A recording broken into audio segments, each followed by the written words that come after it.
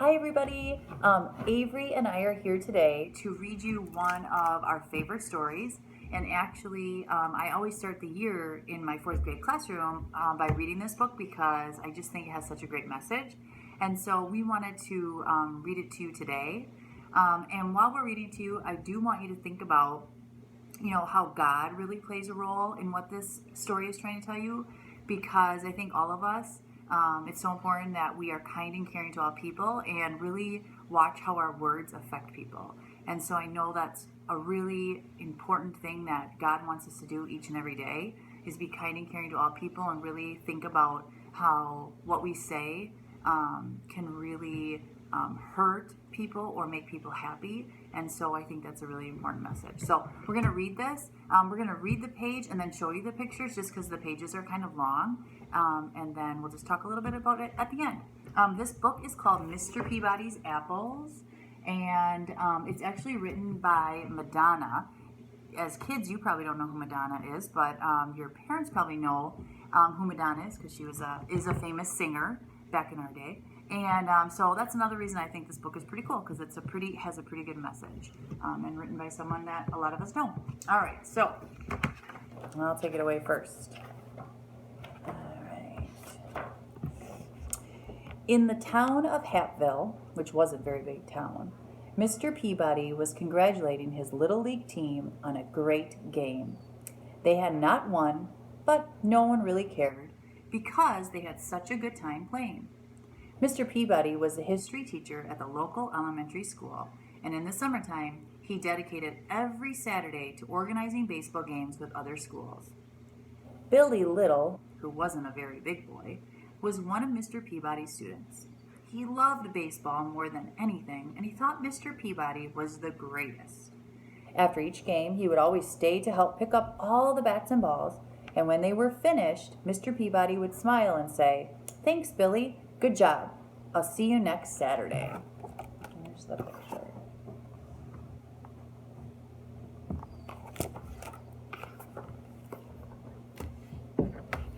Then he would start his walk home along the main street of Hattville, which wasn't a very big street, waving hello to everyone he knew, and everyone would wave hello back. Along the way, he always passed Mr. Funkadelli's fruit market. Here, Mr. Peabody would stop and admire Mr. Funkadelli's fresh apples. He would pick out the shiniest apple, drop it in his bag, and continue on his way.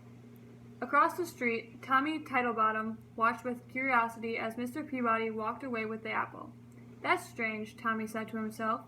"Mr. Peabody didn't pay anyone for the apple." Tommy got his skateboard and rushed to tell his friends.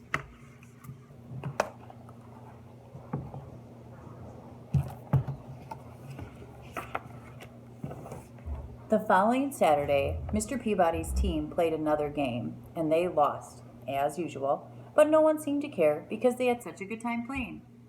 Billy picked up the balls and bats, and Mr. Peabody set off on his walk home.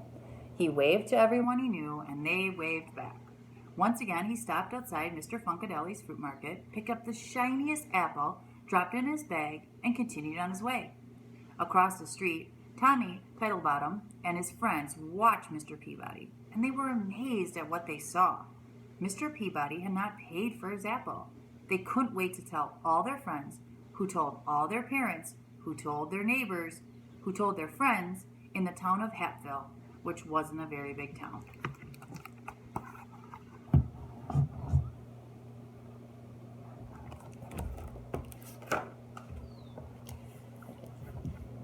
The Saturday after that, Mr. Peabody was standing all alone on the baseball field, wondering where everybody was. Then he saw Billy walking towards him with a sad look on his face. "Hello, Billy. I'm glad you're here, but where is the rest of the team?" asked Mr. Peabody. Billy remained silent. "What is it, Billy?" he asked again. Billy didn't look up. "Everybody thinks you're a thief," he said to the ground. Mr. Peabody looked confused. He took off his hat and scratched his head. "Who says I'm a thief, Billy? And what did I steal?" he asked. "Tommy Titlebottom and his friends said they saw you take an apple from Mr. Funkadelli's fruit market, twice, and they said you didn't pay for them," answered Billy. "Ah," Mr. Peabody, putting his hat back on his head. "Let's go and talk to Mr. Funkadelli about it, shall we?"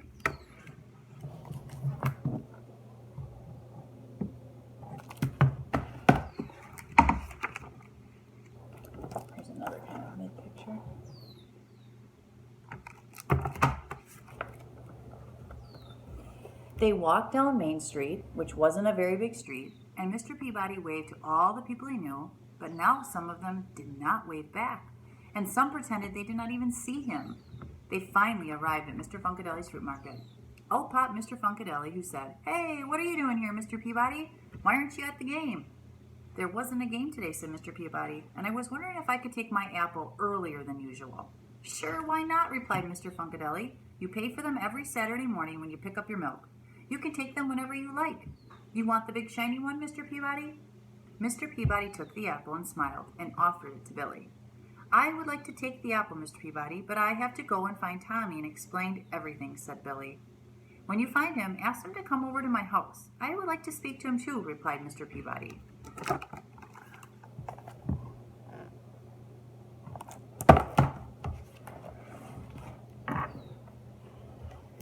A little while later, Billy found Tommy and told him what had happened with the apples. He told Tommy that Mr. Peabody wanted to speak to him right away. So off Tommy ran, and when he arrived, he rang the doorbell, and Mr. Peabody came to the door. They looked at each other for a while. "Oh dear, Mr. Peabody," said Tommy on the doorstep. "I didn't understand. I should not have said what I said, but it looked like you hadn't paid for the apples." Mr. Peabody's eyebrows went up a bit, and he felt a warm breeze blow across his face. "It doesn't matter what it looked like. What matters is the truth." Tommy looked down at his shoes and said, "I am so sorry. What can I do to make things better now?" Mr. Peabody took a deep breath, looked up at a small cloud that was in the sky, and said, "I'll tell you what, Tommy. Meet me at the baseball diamond in 1 hour and bring a pillow stuffed with feathers." "Okay," said Tommy, who then ran off to his house to get a pillow.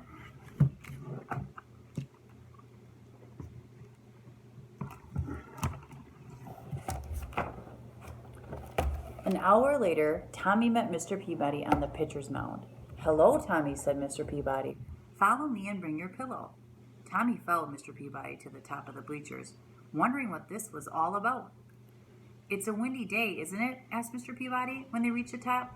Tommy nodded his head in agreement. "Here is a pair of scissors. Now cut the pillow in half and shake out all the feathers." Tommy looked confused, but did it anyway. He thought it was a small price to pay to gain Mr. Peabody's forgiveness. The wind carried the thousands of feathers far and wide.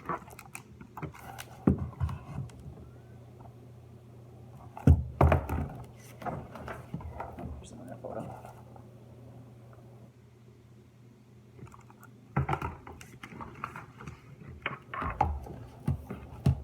Tommy looked relieved and said, "Is that all I have to do to make things better?" "There is one more thing," said Mr. Peabody. "Now you must go and pick up all the feathers." Tommy frowned. "I don't think it's possible to pick up all the feathers," Tommy replied. "It would be just as impossible to undo the damage that you have done by spreading the rumor that I am a thief," said Mr. Peabody. "Each feather represents a person in Hatfield."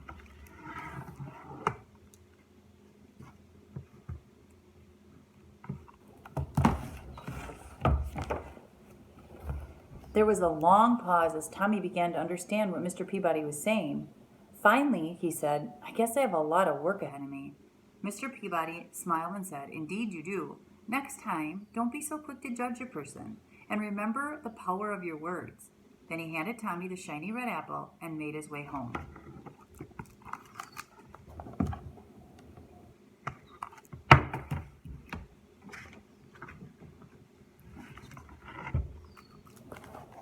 The end. So I hope you enjoyed the book that Avery and I read to you today. And I just want you to think about how I know that God wants us all to really think about the power of our words and how what we say can really affect people, and that we really want to make sure that we know something, that we don't judge people or judge things until we really know, and again, how we use our words to really be kind and caring to all people. So I think that's a really important message. Would you agree, Avery? Yes. Yes, awesome, good. We hope you have a great week, boys and girls, and hope your summer's going good, and God bless all of you. Bye. Bye.